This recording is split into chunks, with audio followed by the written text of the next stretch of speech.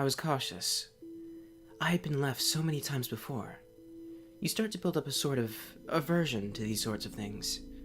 That once rosy tint to that magic can fade very quickly, to the pain of the ones that got away.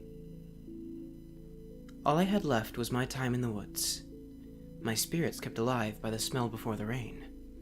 My time out here is precious. I should not overindulge. That would be irresponsible. And so for years I stopped trying.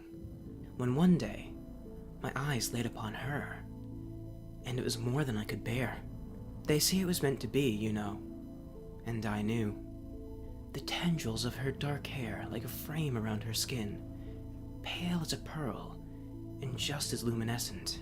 Her clothes as if she was prepared for a funeral, dark as dungeons, with images just as bleak.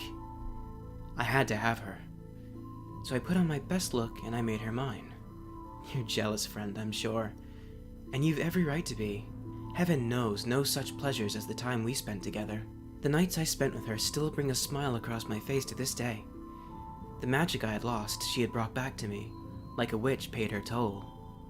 Her moans vibrated through the air like the hum of a water heater, and her screams echoed the chambers like a siren hunted by the hero. She was as gentle as a flower petal, and wilted at the slightest touch.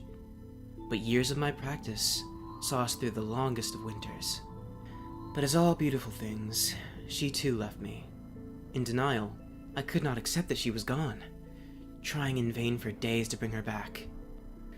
And so, with a heavy heart, I drove her out to the woods, leaving her face half uncovered, to keep checking in case she had awakened. Her milky, vacant eyes staring back at me in the rear view, serving only to remind me otherwise. The odor of her flesh, spending the better half of the week in the hot, humid stone that she had lived with me all those months, fitted to the smell of pristine tree bark, wood, and leaf.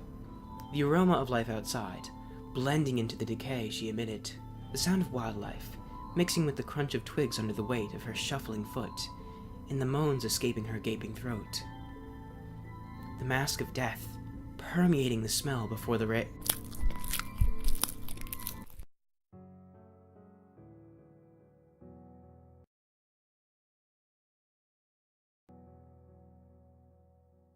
Sunlight bled into my room from the curtain, ajar so the light would awaken me with its searing glow. Yet I get upset with myself for thinking ahead so well. What a silly thing to do. It's a busy day. I have errands to run and people to see, groceries to be bought and money to be spent. But I spend more than I make, and it was a silly thing to do. My friends are always happy to see me. We always have a good time. I never feel alone with them. But I lash out and hurt them. Just a silly thing to do. Daylight dims as night approaches. The streets fade, and the lines melt together. I must make my way home. I've wasted too much time indulging. Certainly a silly thing to do. I get home and lock the knob. I turn the deadbolt. I slide the door chain. I close the padlock. And I place a board in the handle. I breathe a sigh of relief. What a productive day. But I leave the windows open. I light the candle and sit down to eat, right out of the can.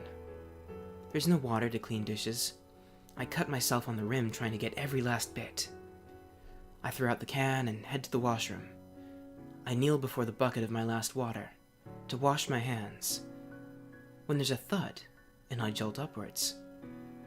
My spine is straightened, my senses alert, my mind is racing. They've gotten in. I got too lost in my fantasies. What a silly thing to... I was too complacent. I became too comfortable pretending nothing happened, and... it was a silly thing to... I left the window open. They're approaching me. Just a silly thing to do. I thought I could go on without having to accept this last stand against them. That was certainly a silly thing to do.